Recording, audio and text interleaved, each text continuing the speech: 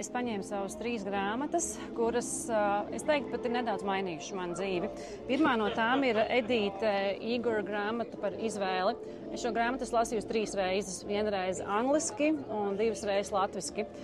Tā ir tāda mana spēka grāmata. Tā ir grāmata par to, ka mums vienmēr ir iespēja izvēlēties savu rīcību. Mums ir vienmēr iespēja būt brīviem savā prātā, un mums vienmēr ir iespēja.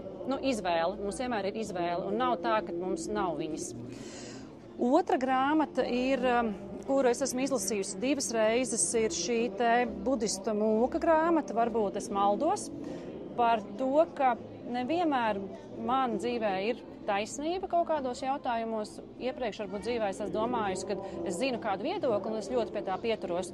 Tad šī grāmata man lika pārdomāt to, ka nē, varbūt es maldos. Un tad es arī šo teicienu esmu diezgan bieži arī izmantojusi.